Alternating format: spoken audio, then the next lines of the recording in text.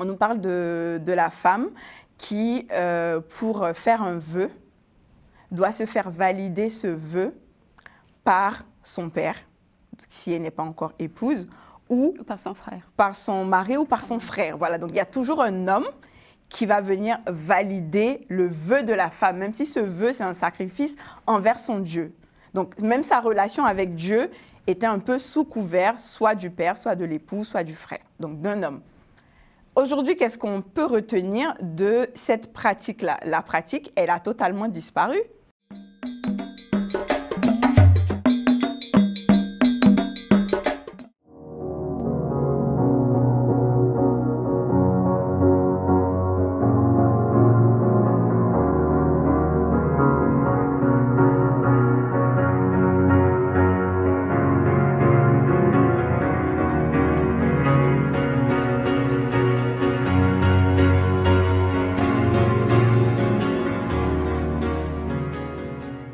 Bonjour chers téléspectateurs, bienvenue sur Global Africa Télésud, très heureuse de vous retrouver et de vous présenter un livre avec un titre évocateur, Fémini Christ, femme, loi, femme, foi, pardon, excusez-moi, je dis loi, foi, identité et liberté, un livre témoignage sur la condition de la femme et la pratique de la foi dans les églises. Et donc, je suis Carmen Févillier, comme vous le savez, et je reçois avec beaucoup de plaisir Grace Frondeau-Bois, auteure du livre. Bonjour, chère Grace. Bonjour, Carmen. Merci pour l'invitation. Merci surtout de votre présence. Je vais vous présenter succinctement. Vous êtes une jeune femme chrétienne. Oui. Oui. Vous êtes multipotentielle, passionnée d'écriture et engagée dans l'empowerment féminin. C'est ça. Et depuis près de 10 ans que vous pratiquez cette activité. Et vous êtes active également dans votre communauté auprès des femmes. Vous êtes fille de pasteur. Oui. Fille de pasteur, ce n'est pas rien. Et vous avez une autre activité. Vous êtes chef de projet MOA. Qu'est-ce que c'est MOA? MOA, MOA. Oui, MOA, okay. C'est de l'accompagnement projet. Donc, je vais me situer entre le client du projet et l'instructeur du projet et piloter en soi toute équipe autour de l'accomplissement de certains objectifs. Vous êtes également fondatrice de la société Grace Consulting. Oui. Vous pouvez nous en dire davantage? Alors, Grace Consulting, c'est une société que j'ai lancée très récemment et dans laquelle je m'engage à accompagner des personnes en termes d'organisation, de productivité. Oui. Donc, j'ai lancé ça très, très récemment et puis c'est une activité entrepreneuriale que j'entame. Et vous êtes promotrice de l'association Tribu W31. Oui. Pour l'équipement des jeunes femmes chrétiennes. C'est ça. Voilà. Encore une fois, Grace, bienvenue. Merci beaucoup. Alors, on va entrer dans le vif du sujet avec votre livre. J'ai du mal à prononcer parce que... Fémini Christ. Fémini Christ. À la place de foi, j'ai dit loi, hein, parce que moi, je suis un peu juriste aussi. Et donc, c'est Fémini Christ, femme, foi, identité et liberté. Quel titre, hein? Ah oui. Et donc, expliquez-nous un peu. Très évocateur, ouais. Un peu audacieux à souhait. Oui. Aujourd'hui, nous sommes dans un contexte où le rôle et la place de la femme au sein de notre société moderne est sujet à controverse. Il y a beaucoup de choses qui sont dites. Et moi, j'ai décidé, avec mon vécu, avec l'expérience que j'ai vécue, notamment au sein de la tribu W31, où j'ai pu accompagner de nombreuses femmes, les écouter, prier avec elles. Ouais. Et j'ai vu des situations changer, mais certaines situations restaient bloquées malgré tout ce qu'on faisait pour aider. Et je me suis dit, il y a un sujet au niveau de la femme. Et j'ai commencé à faire des recherches encore plus poussée sur la condition féminine. Qu'est-ce que la Bible dit au final sur nous en tant que femmes?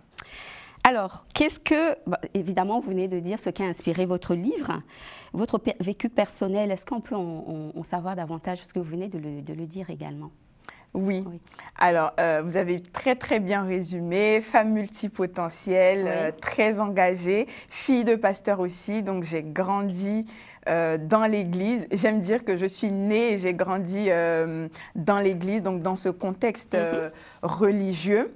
Mais c'est un parcours qui n'a pas forcément été facile ou tout rose.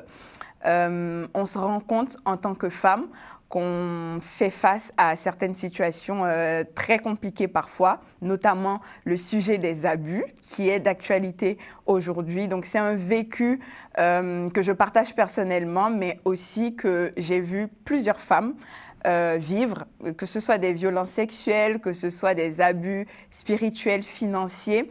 Il y a une certaine fragilité ou une certaine innocence de la femme qui est parfois exploitée à des fins négatives. Et le but de ma contribution à travers ce livre, c'est de pouvoir équiper les femmes et leur dire « voici votre vraie identité, appuyez-vous dessus ». Je me dis en encourageant les femmes à savoir qui elles sont, on limite quelque part certains abus, même si ça ne peut pas agir sur le tout. On est quand même assez forte pour réagir face à certaines situations. Justement, en parlant de ces abus qui sont vraiment une question d'actualité, pas seulement dans les églises, mais dans nos mœurs, dans tous les domaines, tous les secteurs, hommes comme femmes d'ailleurs, enfants, personnes âgées, toute l'humanité est concernée. Et donc, par rapport aux églises, justement, que pensez-vous de l'initiative de la Fédération protestante de France contre les violences qu'ils appellent sexistes, sexuelles et spirituelles? Alors, violence spirituelle. On entend violence sexiste, on entend violence sexuelle.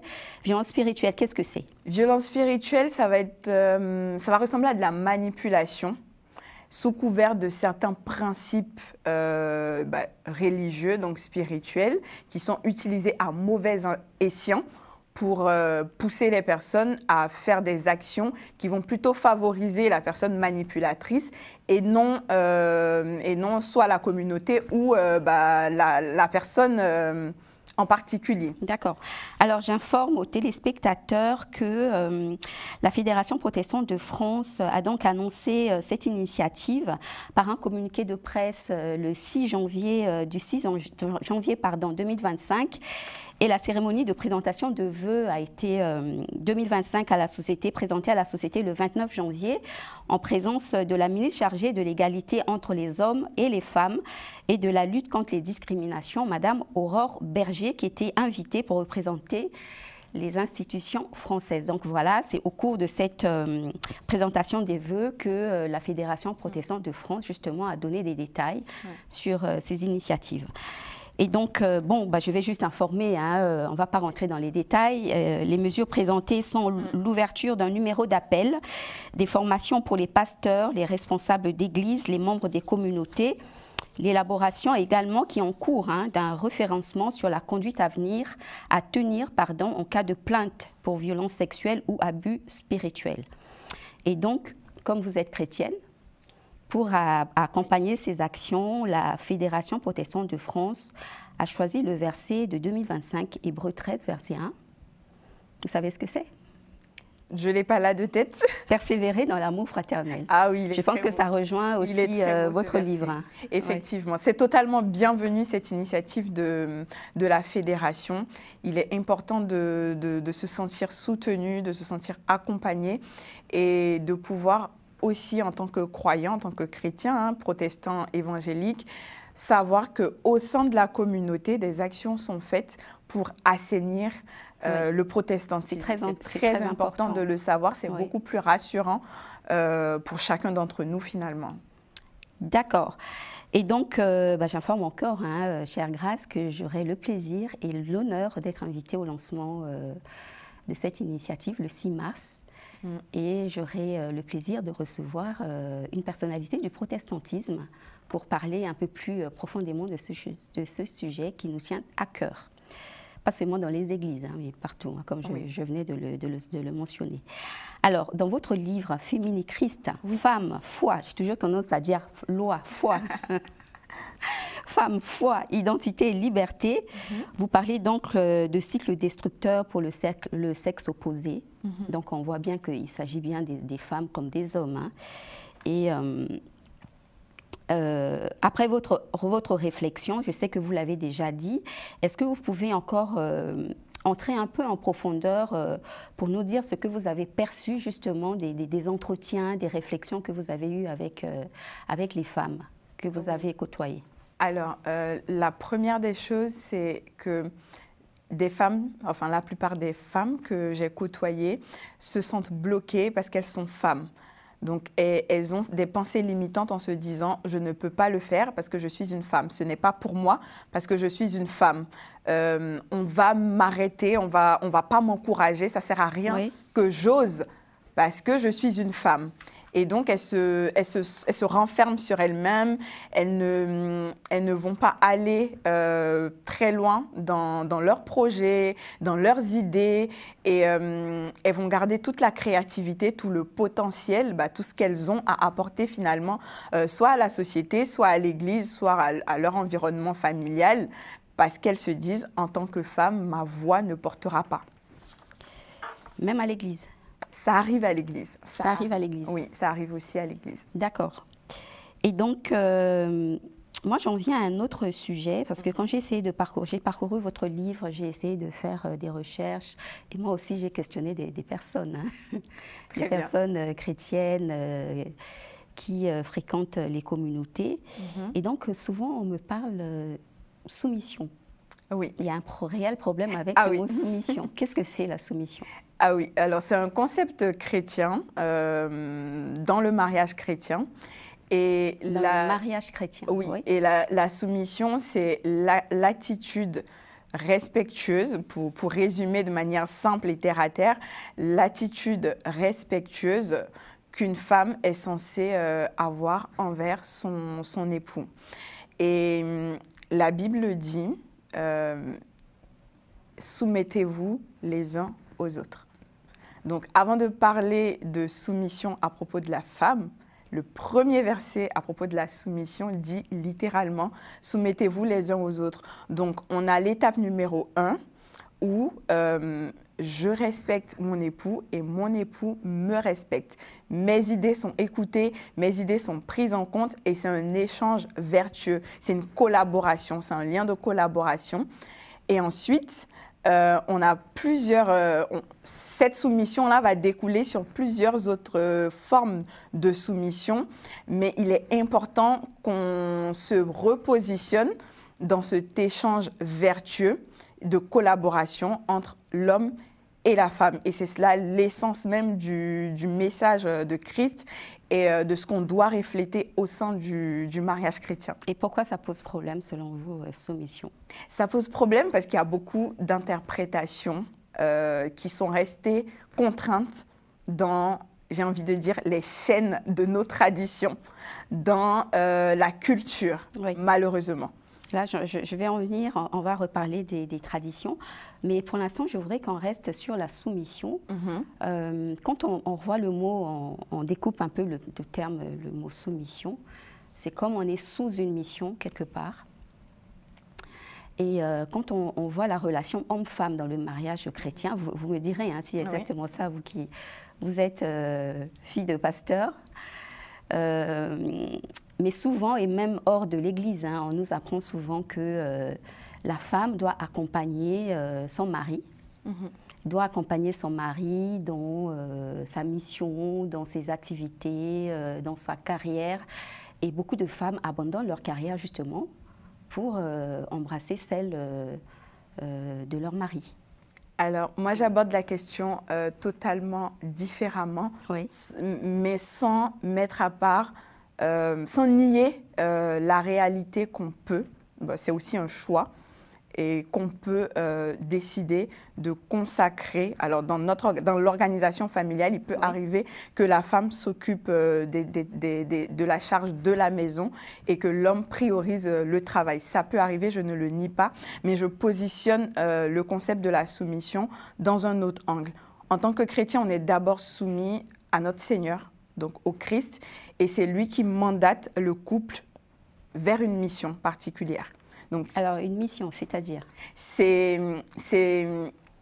dans l'expression de notre foi que dans notre couple, on va être orienté vers des choix de vie particuliers, donc vers des projets particuliers, vers le lancement d'une activité, vers une orientation pour notre famille, pour notre cocon familial, comment on va faire les choses, comment on va investir, comment on va épargner. Comment on va servir, voilà, comment on va servir la société et nous-mêmes finalement. Ouais. Et ça, on le tire de notre foi et on le tire de l'attachement que le couple ensemble a vis-à-vis de Dieu. Donc, c'est déjà cette première base que j'aimerais d'abord rétablir. Oui. Ensuite, il est de la responsabilité de chacun de manifester de l'amour et de l'humilité, parce que tout ça, ça fait partie de notre foi, de l'amour, de l'humilité, pour, en fonction des saisons. Donc, il peut arriver, ça fait partie de la vie, que je suis moins focus en tant que femme sur mon travail parce que je passe par la maternité et que derrière, l'homme, il va travailler ou peut-être qu'il a lancé une activité supplémentaire et qu'il va être encore plus focus là-dessus pour combler le manque de revenus. Voilà, donc ce sont des arrangements qu'on fait en couple, mais une fois de plus, dans le respect et la soumission qu'on a ensemble vis-à-vis de Dieu.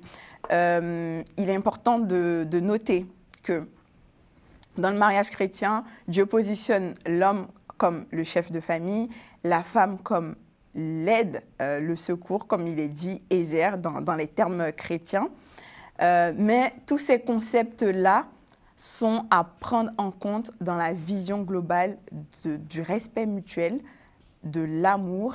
Et comme je l'ai dit, j'ai repris le verset, oui, c'est Éphésiens 5, verset 21. Oui. C'est un verset qu'on nommait très souvent. Et ce verset-là dit « Soyez soumis les uns aux autres à cause du respect que vous avez pour le Christ ». Donc finalement, cette soumission, c'est celle de l'homme envers son épouse et celle de l'épouse envers son... Et des enfants envers leurs parents. Les parents. Effectivement. On peut... Je me demande si on peut diriger ça aussi vers l'extérieur de la maison. Hein. Alors, la Bible nous présente des cas vraiment très précis. Donc, la Bible nous dit, enfants, obéissez à vos parents selon le Seigneur. Selon le Seigneur. Ça peut être à l'école. C'est contextuel. La Bible nous parle des... Alors, il est dit dans les textes, esclaves, obéissez à vos maîtres, parce que c'était le contexte de l'époque, mais aujourd'hui, on peut dire employés, soyez respectueux, soyez engagés vis-à-vis de vos responsables, de vos managers. C'est peut-être le mot respectueux qu'on devrait employer à la place de soumission, par exemple en dehors de la cellule familiale. Oui, c'est du respect, c'est de l'honneur, et la Bible a catégorisé chaque type de relation. Et on sait ce qu'on a à faire dans chaque type de relation. Et ce qui me plaît dans ces passages, c'est que c'est toujours accompagné d'un mot « selon le Seigneur ». Selon le Seigneur. Et c'est très important de le souligner. Selon le Seigneur, c'est vraiment en dehors des cas d'abus. Parce que là, ça il faut lever la main. Les abus reviennent. Oui. Voilà. Parce que on ne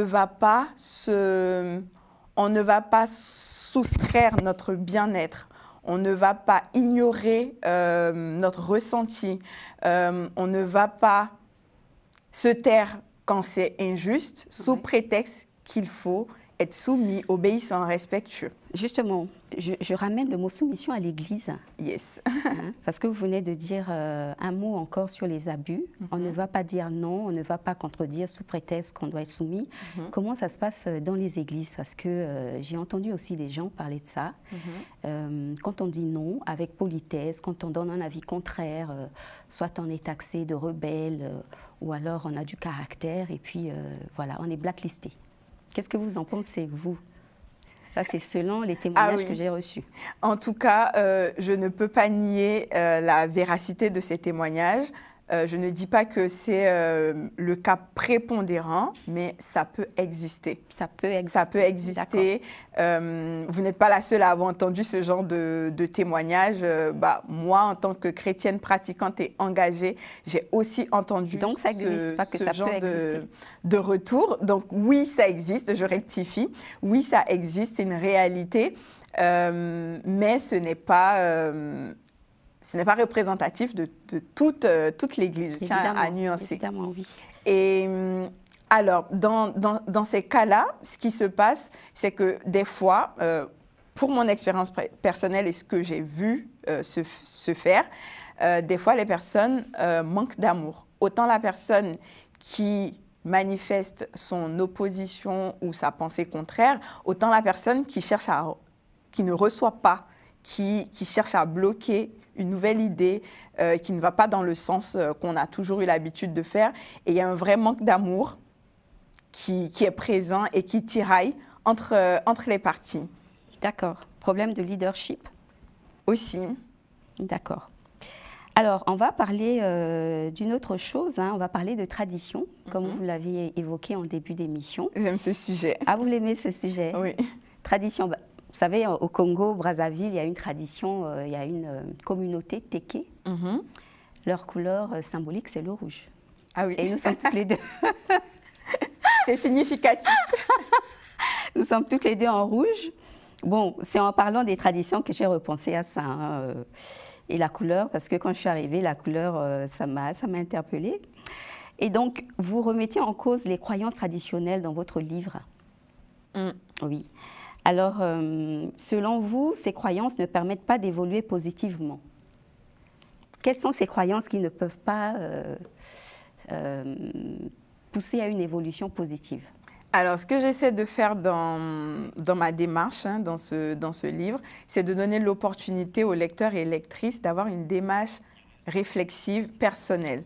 Donc, j'établis un lien. Donc, il y a des traditions bibliques, il y a un contexte biblique qui meuble les textes qu'on lit, donc des livres de la Bible comme Exode, Deutéronome, Nombre, sont très, très culturels et contextuels par rapport à l'époque dans laquelle les gens vivaient au moment des faits. D'accord. Donc aujourd'hui, il n'est pas possible de récupérer littéralement un texte et de se l'appliquer dans un monde de 2025. Donc j'essaie d'établir un principe simple qui permet de réfléchir et de ressortir la vérité biblique pure et simple au milieu de tout un contexte culturel. Donc, il y a un principe de 3P. Oui. Dans un texte biblique, on a une pratique, on a des pénalités pour non-respect de la pratique, mais derrière, on a un principe divin. Je donne un exemple. Dans la Bible, dans les anciennes lois de l'Ancien Testament, on nous parle de la femme. On nous parle de la femme qui, pour faire un vœu, doit se faire valider ce vœu par son père, si elle n'est pas encore épouse, ou par son frère. Par son mari ou par son frère. Voilà, donc il y a toujours un homme qui va venir valider le vœu de la femme, même si ce vœu, c'est un sacrifice envers son Dieu. Donc même sa relation avec Dieu était un peu sous couvert, soit du père, soit de l'époux, soit du frère, donc d'un homme. Aujourd'hui, qu'est-ce qu'on peut retenir de cette pratique-là? La pratique, elle a totalement disparu. Donc, Jésus est venu et on sait en tant que croyant que l'œuvre de Jésus à la croix vient rétablir les choses comme elles devraient fonctionner. Donc, la pratique, elle a totalement disparu. Aujourd'hui, je fais un vœu directement à Dieu. La pénalité, le fait de ne pas respecter ce que le Père a dit par rapport à mon vœu, elle n'existe plus aussi, elle a disparu. Mais le principe divin qui est dans cette pratique, oui, il demeure. C'est un principe d'obéissance, c'est un principe de soumission. Et aujourd'hui, avant, quand ce principe était matérialisé par la soumission vis-à-vis de certains êtres humains, aujourd'hui, cette soumission-là, je la dois totalement à Dieu. Et dans certains contextes, ce respect et cette obéissance, je peux la donner à des hommes, mais dans un contexte vraiment précis par rapport à la parole de Dieu. Alors, très vite, parce qu'il ne nous reste plus beaucoup de temps, est-ce que vous avez un exemple de tradition hors de l'Église qui pourrait nuire à l'émancipation, à l'évolution, à l'épanouissement? Hors de l'Église, vous avez dit. Oui. Hors de l'Église, alors oui, il y a plusieurs traditions. L'excision, par exemple. Oui. L'excision, c'est une mauvaise tradition qui devrait être arrêtée. Il y a beaucoup d'actions dans ce sens qui sont faites pour aider les femmes qui ont été victimes de cette mutilation sexuelle et les accompagner. Donc ça fait partie des choses qui sont négatives, qui nuisent intérieurement à la femme parce que c'est une violence. Bien sûr. Et qui vont nuire également au rapport qu'elle a avec son corps dans ses relations intimes avec son conjoint. D'accord, même dans ses rapports avec la société. Hein, mais oui, façon, finalement. Toutes les personnes qui l'entourent. Bien sûr. Alors, le livre Fémini Christ, Femme, Foi, Identité, Liberté n'est pas encore connu du public. Non, pas encore. Et vous êtes auto-éditeur, c'est ça? Oui, je démarre en auto-édition. D'accord. Alors, la dédicace se fera le 8 mars. La dédicace se fera le 8 mars de ce fabuleux livre. Et donc, ça va se passer où, ces dédicaces? Alors, et pourquoi avoir choisi le 8 mars? Le 8 mars, parce que c'est assez symbolique. C'est un livre qui parle des femmes. International des droits de la femme. Ouais. Donc, quel jour encore plus parlant que le 8 mars. La sortie du livre se fera publiquement mi-février. Mi-février. Donc, je vous transmettrai volontiers toutes les informations. D'accord. Et la conférence dédicace sera le 8 mars. On aura l'occasion d'échanger avec le public. Et en quel endroit, s'il vous plaît? À Paris. À Paris. On n'a pas encore le lieu, mais ça sera à Paris et toutes les informations seront communiquées. Mais voilà, Grâce Bois, quel est le message que vous souhaitez faire passer? Le dernier message que vous souhaitez faire passer? Un gros message à travers le livre. Oui. Maintenant, actuellement, là, quel message vous souhaitez passer? Alors, aujourd'hui, j'aimerais encourager avec un verset, Romains 2, verset 11, j'espère que je ne me trompe pas. Le verset dit « Dieu ne fait pas de favoritisme ». Donc Dieu n'est pas là pour avantager ni les hommes, ni les femmes, ni les personnes qui ont usé de certaines positions pour faire des abus. Non, Dieu ne favorise personne. Et je voulais encourager des personnes à s'accrocher sur leur foi, à rechercher, à se documenter par rapport à lire la Bible, à découvrir leur identité réelle. Puisqu'on est en tant que chrétien, je vous invitée chrétienne. Oui. C'est la Bible, sinon il y a d'autres religions. Il faut vraiment se concentrer sur la parole. C'est ça. La parole de Dieu.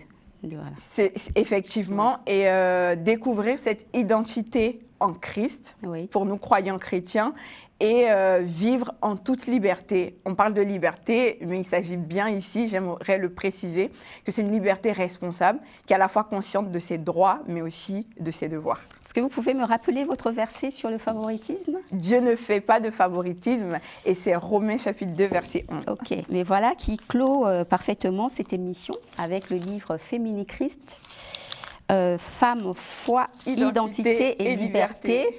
Et donc, chers téléspectateurs, je vous donne rendez-vous pour ce livre magnifique le 9 mars. 8 mars. Pardon, le 8 mars, hein, la Journée internationale de la femme à Paris.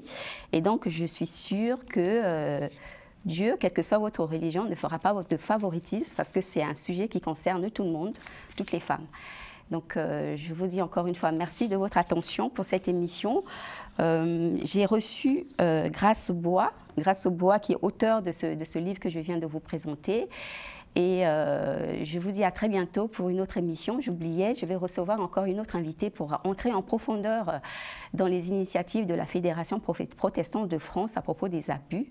Et donc, à très bientôt sur Global Africa Télé Sud. J'étais Carmen Févillier, toujours enchantée de vous recevoir. Au revoir.